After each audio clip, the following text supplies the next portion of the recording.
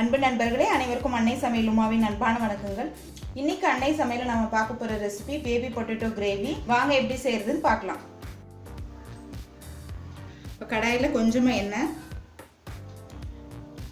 அடுத்தது baby potato சேர்த்துக்கலாம்.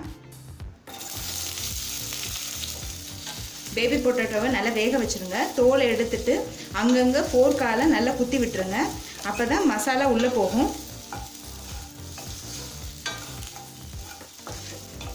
மேலே லேசாக கலர் மாறுற வரைக்கும் வதக்கிக்கலாம். Baby potato colour மாறிடுச்சுங்க.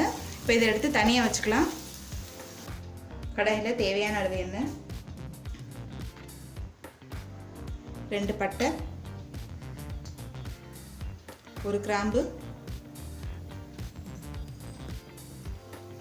1/2 டீஸ்பூன் சீரகம், 1/2 டீஸ்பூன் சோம்பு,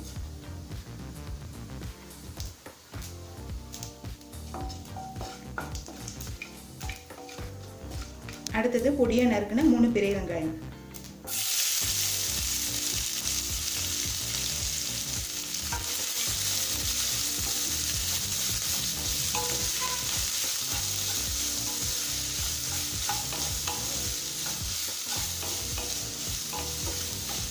கிரேவி உங்களுக்கு திக்கா வேணும்னா நிறைய வெங்காயம் சேர்த்துக்கோங்க.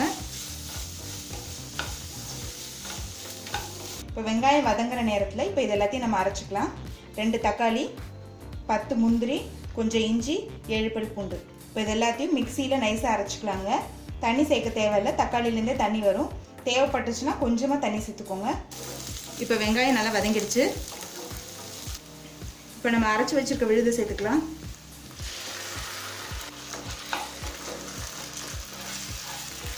தக்காளியை நல்லா பச்சை வாசனை போகிற வரைக்கும் வதக்கிக்கலாம்.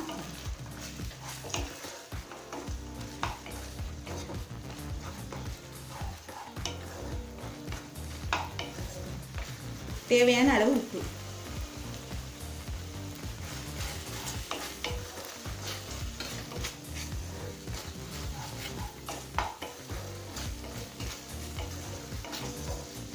இப்போ தக்காளி நல்லா வதங்கிடுச்சுங்க. அடுத்தது கொஞ்சம் மஞ்சள் தூள், 1 டேபிள் ஸ்பூன் மிளகாய் தூள், 1/2 டேபிள் ஸ்பூன் தனியாத்தூள், 1/2 டீஸ்பூன் கரம் மசாலா. எல்லாத்தையும் சேர்த்து நல்லா வதக்கிக்கலாம். 1 நிமிஷம் வரைக்கும் நல்லா வதக்கிக்கோங்க. மிளகாத்தூள் வாசனை போக நல்லா வதக்கியாச்சு. எண்ணெயும் பிரிஞ்சு வந்துடுச்சு.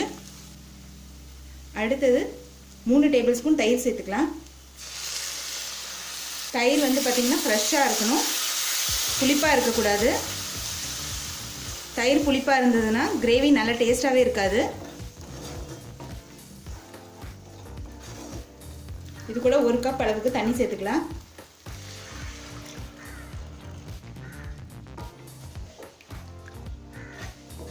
இப்போ கிரேவி கொதிக்க ஆரம்பித்த உடனே நம்ம வதக்கி வச்சுருக்க உருளைக்கிழங்கை சேர்த்துக்கலாம்.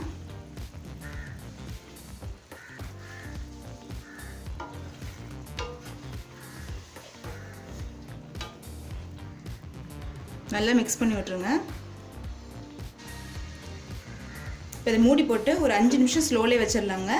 அப்போ தான் பேபி பொட்டேட்டோக்குள்ளே எல்லா மசாலாவும் உள்ளே போகும். இப்போ 5 நிமிஷம் கழித்து பாருங்கள், கிரேவி நல்லா திக்காகிடுச்சு.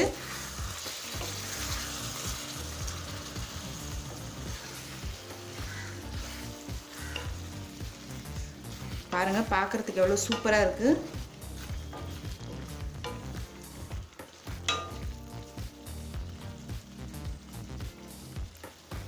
இறக்க போகிறதுக்கு முன்னாடி கொஞ்சமாக கசூரி மேத்தி போட்டுக்கலாங்க. இது ஆப்ஷனல் தான், விருப்பப்பட்டால் போட்டுக்கோங்க, அப்படி இல்லைன்னா வேண்டாம்.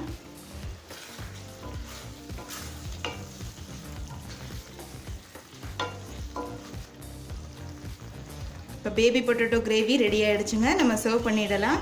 இப்போ சுவையான பேபி பொட்டேட்டோ கிரேவி ரெடி ஆகிடுச்சுங்க. ரெசிபியை ட்ரை பண்ணி பாருங்கள், கண்டிப்பாக உங்களுக்கே பிடிக்கும். ரெசிபி பிடிச்சிருந்ததுன்னா வீடியோவை லைக் பண்ணுங்கள், கமெண்ட் பண்ணுங்கள், ஷேர் பண்ணுங்கள். இது வரைக்கும் அன்னை சமையல் சேனலை சப்ஸ்கிரைப் பண்ணுறேன்னா சப்ஸ்கிரைப் பண்ணுங்கள். தேங்க்யூ.